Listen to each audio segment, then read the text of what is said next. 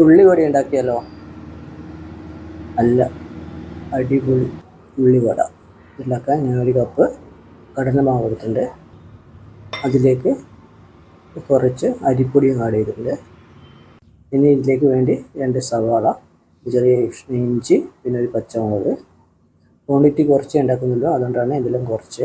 ഇനി ഉള്ളി നമുക്ക് നൈസായി കട്ട് ചെയ്തെടുക്കാം. പിന്നെ പച്ചമുളകും ചെറുതായി കട്ട് ചെയ്തെടുക്കാം, ഇഞ്ചിയും ചെറുതായി കട്ട് ചെയ്തെടുക്കാം. ഇനി പൊടിയിലേക്ക് കുറച്ച് ആവശ്യത്തിനുള്ള ഉപ്പിട്ട് കൊടുക്കാം. എന്നിട്ട് നന്നായി ഒന്ന് മിക്സ് ചെയ്തെടുക്കാം. ഇനി ഇതിലേക്ക് നമുക്ക് അരിഞ്ഞു വെച്ച സവാള ഇട്ട് കൊടുക്കാം. അതിൻ്റെ കൂടെ പച്ചമുളക് ഇട്ട് കൊടുക്കാം. അരിഞ്ഞു വെച്ച ഇഞ്ചിയും കൂടി ഇട്ട് കൊടുക്കാം.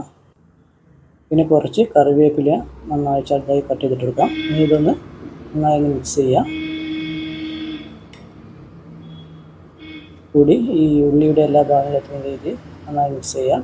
ഇനി ഒന്ന് കൈ കൊണ്ട് ഒന്ന് നന്നായി ഒന്ന് മിക്സ് ചെയ്യാം, കുഴച്ചെടുക്കാം.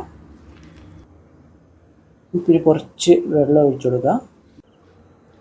അത് വെള്ളം ഒഴിച്ച് നന്നായി ഒന്ന് കുഴച്ചെടുക്കാം. ഇനി നമുക്കൊരു പാത്രത്തിൽ കുറച്ച് വെളിച്ചെണ്ണ എടുത്ത് അതൊന്ന് ചൂടായി വരുമ്പോൾ നമുക്ക് ഈ മാവ് ഒന്ന് ഉരുട്ടി പരത്തിയെടുത്ത് ഈ വെളിച്ചെണ്ണയിൽ ഇട്ട് കൊടുക്കാം.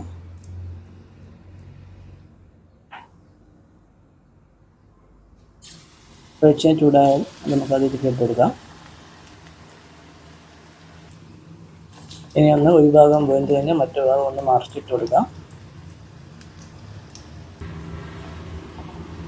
2 ഭാഗത്തും നന്നായി വേകുന്ന രീതിയിൽ നന്നായി വേവിപ്പിക്കാം. ഇപ്പോൾ ഒരു ഉള്ളിവട റെഡിയായിട്ടുണ്ട്. ഇത് നമുക്ക് അതിൻ്റെ വെളിച്ചെണ്ണയൊക്കെ ഒഴുകിപ്പോയ ശേഷം വേറൊരു പാത്രത്തിലേക്ക് മാറ്റാം. അതുപോലെ രണ്ടാമത്തെ ഉള്ളിവട ഉണ്ടാക്കാം. കുറച്ചെടുത്ത് മാവെടുത്ത് ഒന്ന് ഉരുട്ടി പരത്തിയെടുക്കാം.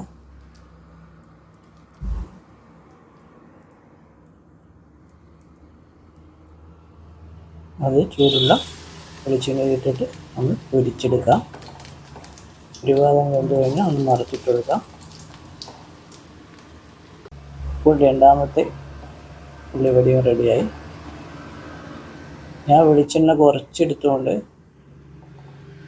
ഒരു സമയത്ത് ഒരു ഉള്ളിവട ഉണ്ടാക്കാൻ പറ്റിയില്ല. കുറേ വെളിച്ചെണ്ണ എടുത്താൽ ഒന്നിച്ച് 3-4 ഒന്നിച്ച് നമുക്ക് പൊരിച്ചെടുക്കാം.